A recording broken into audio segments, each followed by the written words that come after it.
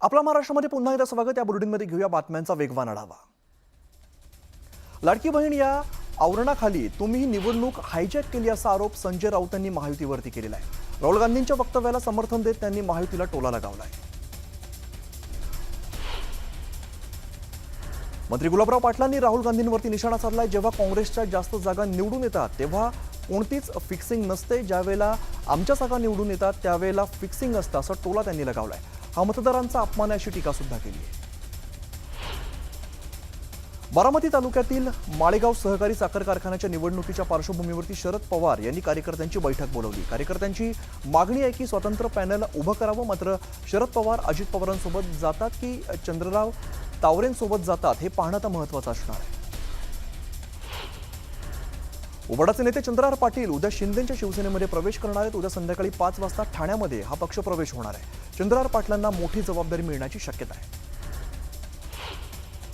स्थानिक स्वराज्य संस्थांच्या निवडणुका आम्ही महायुती म्हणूनच लढणार असं म्हणत राष्ट्रवादी काँग्रेस उत्तर महाराष्ट्र संघटक प्रभारी आमदार अनिल पाटलांनी हे वक्तव्य केलं आहे।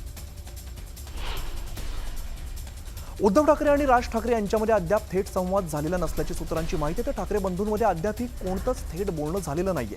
दोन्ही भावांमध्ये नातेवाईकांच्या माध्यमातून संवाद सुरू आहे अशी माहिती आहे। राज आणि उद्धव दोन्ही भाऊ एकत्र येण्यात नातेवाईकांनी पुढाकार घेतल्याची माहिती समोर येते। उद्धव ठाकरे संधी साधू आहेत। वरळीत आदित्य ठाकरे उभे असताना मनसेने मदत केली, मात्र अमित ठाकरेंविरोधात उभाटाने उमेदवार दिला। ही गोष्ट राज ठाकरे विसरले नसतील अशी प्रतिक्रिया रामदास कदम यांनी दिली आहे। मनसे आणि उभाटा गटाच्या युतीबाबत नांदेड दौऱ्यावरती असलेल्या मंत्री संजय राठोड यांनी प्रतिक्रिया दिली आहे। आमचे नेते उपमुख्यमंत्री एकनाथ शिंदे यांनी याबाबत आधीच भूमिका स्पष्ट केली आहे। कोणीही कोणासोबत युती करू शकतो असं राठोड म्हणाले। खुर्चीची धुरा कोण सांभाळेल याबद्दल जोपर्यंत निर्णय होत नाही तोपर्यंत दोन्ही ठाकरेंच्या एकत्र येण्याच्या सुरू असलेल्या चर्चा या फक्त चर्चाच असतील, राष्ट्रवादीचे आमदार अनिल पाटील यांनी वक्तव्य केलं आहे। राज ठाकरे आणि उद्धव ठाकरे एकत्र येणं हा त्यांचा अंतर्गत विषय असल्याचं मंत्री दादा भुसेंनी म्हटलेलं आहे। तर महाराष्ट्राची जनता महायुतीला आणखीन प्रभावी मदत करणार असं ते म्हणाले। मनसेसोबतच्या युतीबाबत उद्धव ठाकरे सकारात्मक असल्याचं उभाटा शिवसेनेच्या नेत्या किशोरी पेडणेकरांनी सांगितलं। तसंच हे मनोमिलन व्हावं यासाठी नातेवाईक प्रयत्न करतायत का हे आपल्याला माहिती नसल्याचं त्यांनी सांगितलं।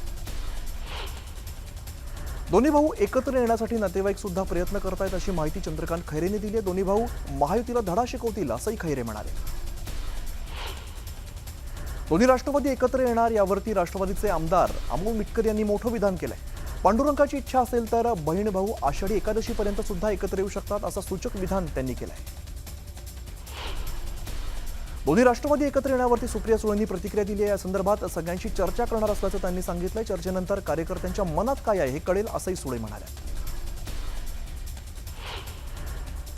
4 दिवस कोणीही इकडे तिकडे मिळू दे, राज्यामध्ये सगळ्यांचा बाप मुख्यमंत्री म्हणून देवेंद्र फडणवीसच बसतील असं वक्तव्य नितेश राणेंनी केलंय। यावरती मुख्यमंत्र्यांनी भाष्य केलेलं आहे। नितेश राणे काय म्हणालेत मला माहिती नाही, पण मी महाराष्ट्राचा सेवक आहे असं फडणवीस म्हणाले। नितेश राणेंना त्यांचे बंधू निलेश राणे यांनी सल्ला दिलाय। जाहीर सभेमध्ये नितेशने जपून बोललं पाहिजे। आपल्या बोलण्यामुळे आपण नेमकं कोणाचा फायदा करतो याचं भान असलं पाहिजे असंही ते म्हणाले। वर्ध्यात भाजप जिल्हाध्यक्ष पदाच्या निवडीवरून अंतर्गत वाद चव्हाट्यावरती आलाय। वर्धा भाजपाचे नवनियुक्त जिल्हाध्यक्ष संजय गाते यांना पदभार देण्याचा कार्यक्रम घेण्यात आला। या कार्यक्रमाला पालकमंत्री पंकज भोयर, रामदास तडस आणि दादाराव केचे यांनी हजेरी लावली। राज्यातील काही आमदारांनी उपमुख्यमंत्री आणि वित्तमंत्री अजित पवार निधी देत नसल्याच्या तक्रारी केल्यात। यावरती आता मंत्री शंभूराज देसाई यांनी स्पष्ट प्रतिक्रिया दिलेली आहे। असं काही असेल तर आम्ही सर्वजण एकत्र येऊन त्यांच्याशी बोलू। कोणताही आमदार निधीपासून वंचित राहणार नाही असं स्पष्टीकरण त्यांनी दिलं आहे। उदयनराजे हे आपल्या अनोख्या स्टाईलने कायमच चर्चेत राहिलेले आहेत। उदयनराजेंच्या कॉलर उडवण्याची स्टाईलची अवघ्या महाराष्ट्रात चर्चा आहे। साताऱ्यातील पंकज चव्हाण यांचा 3 वर्षांचा चिरंजीव देखील उदयनराजेंचा चाहता आहे। या चिमुकल्याने उदयनराजेंकडे पाहून त्यांच्या हटके स्टाईलने कॉलर उडवली आहे। बारामती नगर परिषदेने पथविक्रेत्यांवरती केलेल्या कारवाईच्या विरोधात बारामती नगर परिषदेसमोर भारतीय युवा पॅन्थर संघटनेकडून उपोषण सुरू करण्यात आलेलं आहे। या उपोषणाला खासदार सुप्रिया सुळे यांनी भेट देत त्यांच्या अडचणी जाणून घेतल्या। मराठी भाषा गौरव दिनाच्या कार्यक्रमात सोनाली बेंद्रे आणि राज ठाकरे एकाच मंचावरती एकत्र दिसले होते. त्यांचा एक व्हिडिओ सोशल मीडियावरती चांगलाच व्हायरल झाला. या व्हिडिओवरती पहिल्यांदाच सोनाली बेंद्रे यांनी मौन सोडलंय. ठाकरे कुटुंबाशी आमचं जुनं कौटुंबिक नातं आहे, मात्र त्या कार्यक्रमात मी माझ्या बहिणीसोबत उभी होते, त्यावेळेला मी तिच्यासोबत बोलत होते, असं सोनाली बेंद्रे म्हणाल्या. वैष्णवी हगवणे प्रकरणात निलंबित पोलीस अधिकारी जालिंदर सुपेकर यांच्या फोनची तपासणी झाली पाहिजे अशी मागणी अंजली दमानिया यांनी केली आहे. एक्सवरती ट्विट करत त्यांनी ही मागणी केली आहे. सिडकोचे माजी संचालक आणि राष्ट्रवादीचे नेते नामदेव भगत यांनी MMRDAच्या संचालकांवरती गंभीर आरोप केले. MMRDAचे व्यवस्थापकीय संचालक संजय मुखर्जी यांनी ज्याप्रमाणे ठाणे जिल्ह्यातील 14,000 कोटींच्या निविदा प्रक्रियेमध्ये घोळ घातला होता, त्याचप्रमाणे मुखर्जी यांनी सिडकोमध्ये व्यवस्थापकीय संचालक असताना अनेक घोळ घातले होते असा आरोप केला आहे. वांद्रे परिसरातील सिनेमागृहाबाहेर अभिनेता अक्षय कुमार किलर मास्क घालून दिसलेला आहे. यावेळेला त्याने हाऊसफुल 5 या चित्रपटाबाबत चाहत्यांचा अभिप्राय जाणून घेतला आहे. बदलापुरात पान टपरी आणि चहाच्या टपऱ्यांवरती ड्रग्सची सर्रास विक्री होत असल्याचा दावा आमदार किसन कथोरे यांनी केलाय. अनेकदा पोलिसांना कारवाई करण्यास सांगितल्याचंही ते म्हणाले. मुंबईच्या माटुंग्यामध्ये गावगुंडांची दहशत पाहायला मिळते. हातात तलवार आणि कुऱ्हाडी घेत लोकांवरती हल्ला करण्याचा प्रयत्न करण्यात आलेला. या हल्ल्यामध्ये अनेक महिला आणि पुरुष जखमी झाले.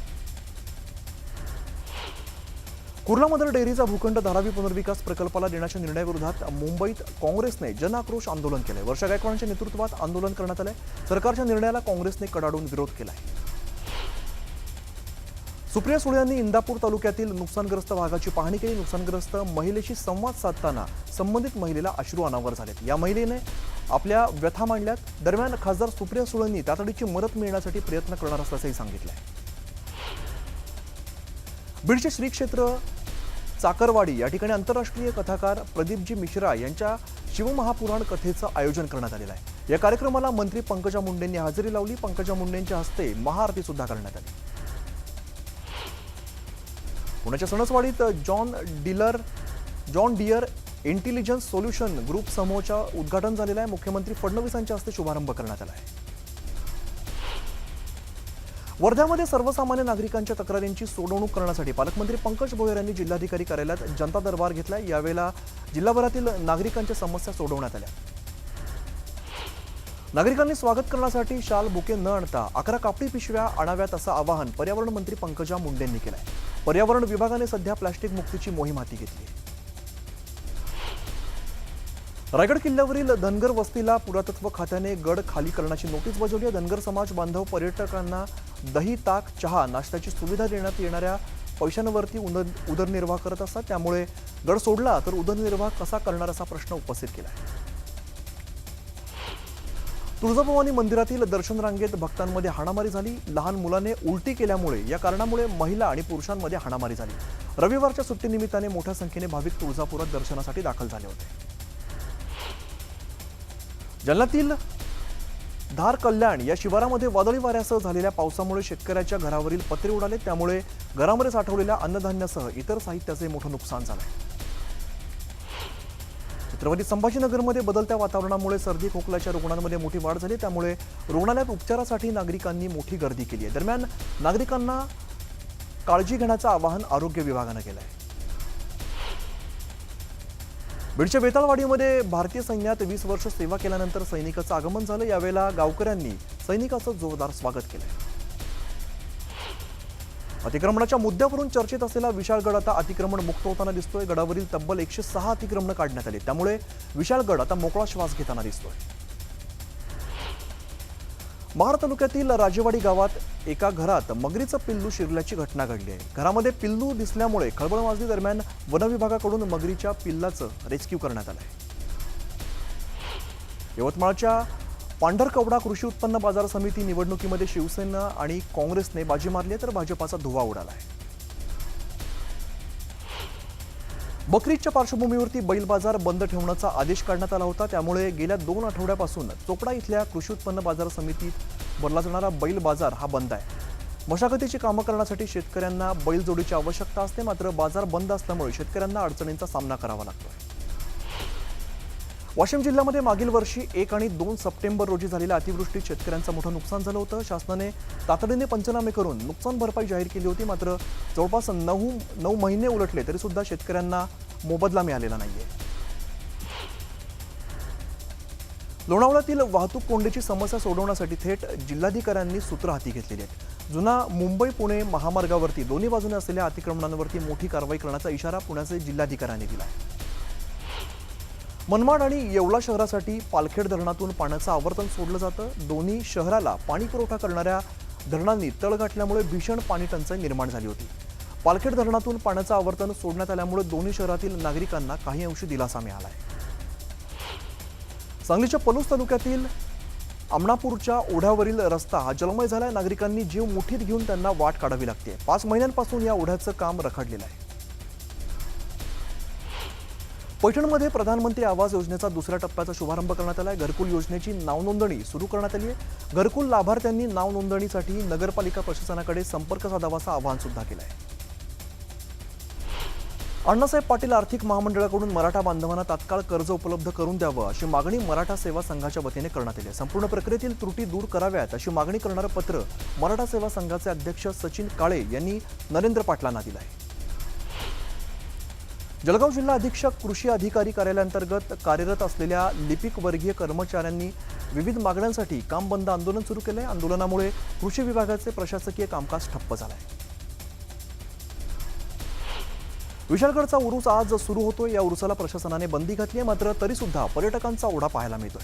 विशाळगडापासून 8 किलोमीटर अंतरावरती पर्यटकांना अडवण्यात आलं असून त्यांची तपासणी करूनच त्यांना गडाकडे सोडण्यात येत आहे.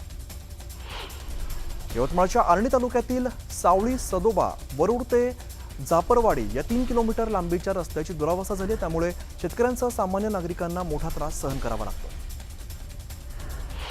सिंधुदुर्ग जिल्ह्यातील चिपी विमानतळावरून गेल्या काही महिन्यांपासून मुंबई विमानसेवा बंद आहे. त्यामुळे पर्यटनासह मुंबईकर चाकरमानी वर्गाची मोठ्या प्रमाणात गैरसोय होते. गणेशोत्सव काळ 2 महिन्यांवरती येऊन ठेपल्यामुळे चाकरमान्यांसाठी मुंबई विमानसेवा पूर्ववत सुरू करावी अशी मागणी आता जोर धरते. बुलढाणा जिल्ह्यातील संग्रामपूर तालुक्यामध्ये वकाना आणि भिलखेडपर्यंत रस्ता निर्माण करून देण्याची मागणी अनेक वर्षांपासून प्रलंबित आहे. रस्त्याच्या मागणीसाठी गावकऱ्यांनी धरण आंदोलन केलं आहे. सांगलीच्या कृष्णा काठावरती आफ्रिकन चातक पक्षाचं आगमन झालंय. हा चातक पक्षी सध्या पलूस तालुक्यातील कृष्णा काठावरती दाखल झालेला आहे. या चातक पक्षाचा मुक्काम जून ते सप्टेंबरपर्यंत असणार आहे. रत्नागिरी जिल्ह्यातील पाचपांढरी गावाला दरडीचा सर्वाधिक धोका. एका बाजूला समुद्री उधाणाचा धोका तर दुसरीकडे दरडीचा मोठा धोका निर्माण झाला आहे. चंद्रपुरात पावसाने हजेरी लावली आहे. पावसामुळे वातावरणात गारवा निर्माण झालाय. त्यामुळे उकाड्यापासून हैराण झालेल्या नागरिकांना दिलासा मिळालाय. पावसामुळे आता शेतीच्या कामांना वेग येण्याची शक्यता आहे. अमरावतीमध्ये प्रहार संघटनेचे अध्यक्ष बच्चू कडूंनी अन्नत्याग आंदोलनाला सुरुवात केलेली आहे. शेतकऱ्यांची संपूर्ण कर्जमाफी, दिव्यांगांना 6,000 रुपये मानधन, शेतमजूर मच्छीमारांसह विविध घटकांच्या मागण्या पूर्ण करण्यासाठी त्यांनी मागणी केली आहे. मालेगावमध्ये विविध मागण्यांसाठी शालेय पोषण आहार कर्मचारी युनियन आणि आधारवड बहुउद्देशीय संघटनेने आंदोलन केलंय. मंत्री दादा भुसेंच्या कार्यालयावरती मोर्चा काढून मागण्या पूर्ण करण्याची मागणी केली. नांदेड जिल्ह्यातल्या किनवट तालुक्यातील शिवणी या ठिकाणी ग्रामस्थांनी रास्ता रोको आंदोलन केलंय. अतिदुर्गम भागात शिवणी गाव आहे. इथे पक्का रस्ता नाही आणि रस्त्यालगतच नाला असल्यामुळे पावसाचं पाणी लोकांच्या घरात शिरते. त्यामुळे हे आंदोलन करण्यात आलं आहे. जळगावच्या बारसे कॉलनीमध्ये परिसरात नागरिकांनी महानगरपालिकेविरोधात आंदोलन केलंय. गटर तुंबल्यामुळे डेंग्यू होण्याची भीती नागरिकांनी व्यक्त केली आहे. दरम्यान तातडीने गटर स्वच्छ करण्याची मागणी सुद्धा केली.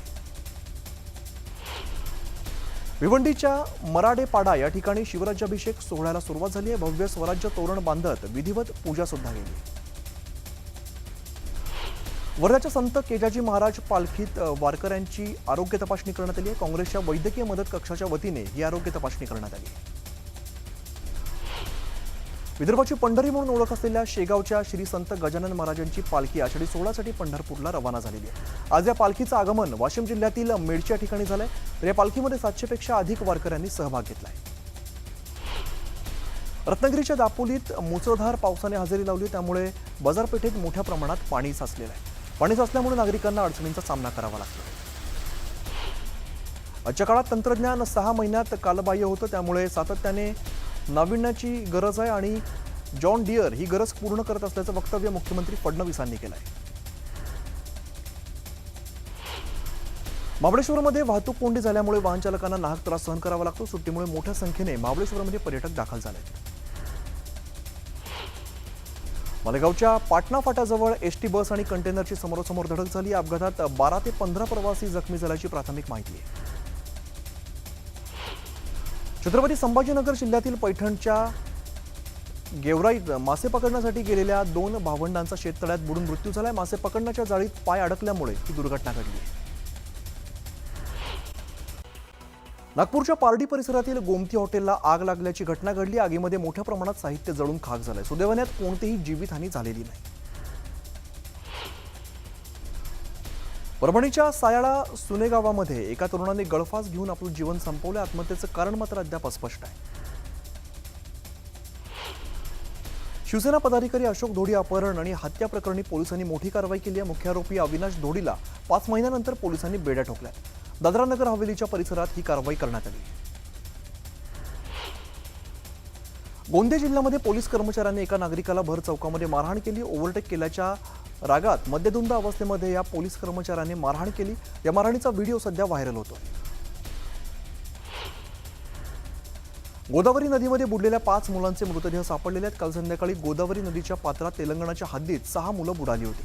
रात्री 12 पर्यंत सुरू असलेली शोध मोहीम थांबवण्यात आली, मात्र आज सकाळपासून ही पुन्हा शोध मोहीम सुरू केली होती।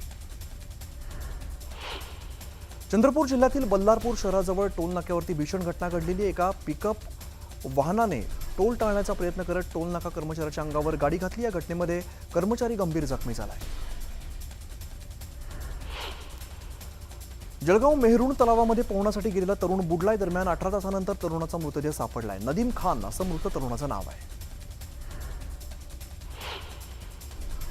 जळगावात चोरट्यांचा धुमाकूळ अजून सुद्धा सुरू आहे। एका रात्री 2 वेगवेगळ्या ठिकाणी चोरट्यांनी चोरी केली। आदर्शनगर इथल्या उजव्या सोंडेच्या गणपती मंदिरातील दानपेटी चोरीला गेली असून ही संपूर्ण घटना सीसीटीव्हीत कैद झाली आहे। तर आनंद मित्र सोसायटीतील अनिल फिलिप यांच्या बंद घराचं कुलूप तोडून चोरट्यांनी 40,000 रुपये लंपास केले। छत्रपती संभाजीनगर जिल्ह्यातील माळीवाडा इथून जाणाऱ्या समृद्धी महामार्गाच्या पुलाचा स्लॅब कोसळला। समृद्धी महामार्गाला सुरुवात होऊन अजून 2 वर्ष सुद्धा पूर्ण झाली नाहीत। त्यामध्ये उड्डाण पुलावरचा स्लॅब कोसळल्यामुळे समृद्धी महामार्गाच्या कामाच्या दर्जावरती प्रश्नचिन्ह उपस्थित केलं जात आहे। संभाजीनगरच्या नदी शिवारात एका कांदा चाळीवरती वीज पडल्यामुळे कांदा चाळीला आग लागली। आगीमध्ये 5 ते 6 ट्रॅक्टर कांदा जळून खाक झालाय।